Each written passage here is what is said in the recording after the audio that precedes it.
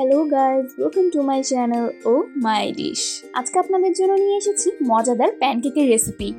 মাত্র 2টা ডিম দিয়ে এতগুলো প্যানকেক। আর হ্যাঁ, আপনারা যারা এখনও আমার চ্যানেলটি সাবস্ক্রাইব করেনি তারা এক্ষুনি সাবস্ক্রাইব বাটনটা ক্লিক করে দিন। তাহলে চলুন আর দেরি কিসের, সম্পূর্ণ প্যানকেকের রেসিপিটা দেখে নিই। প্রথমেই একটি পাত্রে 2টা ডিম নিয়ে নিলাম। এবার ডিমগুলো ভেঙে পাত্রে ঢেলে নেব। প্যানকেক কিন্তু খুবই পুষ্টিকর একটি ব্রেকফাস্ট। ডিম দুধের কম্বিনেশনে তৈরি প্যানকেক। এবার একটি হুইস্কের সাহায্যে ডিম দুটিকে ভালো করে ফেটিয়ে নিচ্ছি। ডিমটা ভালো করে ফেটিয়ে নেওয়া হয়ে গেলেই এবার আমরা দিয়ে দেবো হাফ কাপ চিনি। চিনিটা যতক্ষণ না গলে ততক্ষণ আমরা এভাবেই হুইস্কের সাহায্যে মিক্স করতে থাকবো। খুব সহজে আর চটজলদি কিন্তু তৈরি করে ফেলা যায় এই মজাদার প্যানকেক। চিনিটা গলানো শেষ হয়ে গেছে। এবার একটা চালন বা স্ট্রেনারের উপর আমরা 1 কাপ মেজারমেন্ট কাপের ময়দা দিয়ে চেলে নেব। আর হ্যাঁ, সাথে 1 চামচ বেকিং পাউডার। এবার ময়দা আর বেকিং পাউডারটা ভালো করে চেলে নিচ্ছি।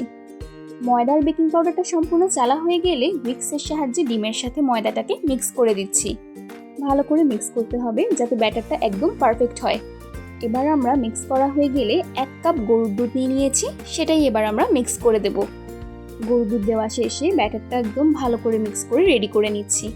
ব্যাটারটা মিক্স করতে করতে আপনাদেরকে একটা গল্প শেয়ার করি।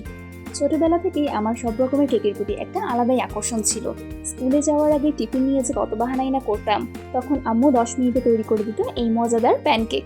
কোনোদিন ডোরা কেক, কোনোদিন চকলেট কেক, কোনোদিন ভ্যানিলা কেক অথবা কোনোদিন প্যানকেক। আর এর মাঝে আমার ব্যাটারটা সম্পূর্ণ রেডি করা হয়ে গেছে। আমি এখানে স্বাদমতো লবণ দিয়ে একটু সামান্য সয়াবিন তেল দিয়ে দিলাম। আর এর মাঝে আমার সম্পূর্ণ প্যানকেকের ব্যাটারটা রেডি করা হয়ে গিয়েছে। এবার ফ্রাই প্যানে সামান্য একটু তেল দিয়ে দিলাম। এবার একটু কিচেন টিস্যুর সাহায্যে আমি তেলটাকে পুরো ফ্রাই প্যানে মুছে দিলাম। এবার ফ্রাই প্যানটা সামান্য একটু গরম হয়ে গেলেই আমরা একটি চামচের সাহায্যে গোল করে প্যানকেক রেডি হওয়ার জন্য দিয়ে দিলাম। এই প্যানকেকটা হওয়ার সময় চুলোর আঁচ একদম লো ফ্লেমে রাখতে হবে, তাহলেই প্যানকেকটা একদম পারফেক্ট হবে। এই প্যানকেকটা তৈরি হতে কিন্তু 5 মিনিটের বেশি সময় লাগে না। তাই আপনারাও আপনাদের পরিবারের সদস্যদের জন্য ঝটপট তৈরি করে ফেলুন মজাদার প্যানকেক।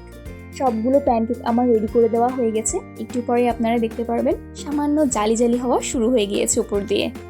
প্যানকেকের নিচের পাটটা হয়ে গেছে। এবার আমরা উল্টে দেখলাম, মাশাআল্লাহ একদম পারফেক্টভাবে হয়েছে প্যানকেকটা। এভাবেই একটা একটা করে আমি বাকি প্যানকেকগুলো উল্টে দিচ্ছি।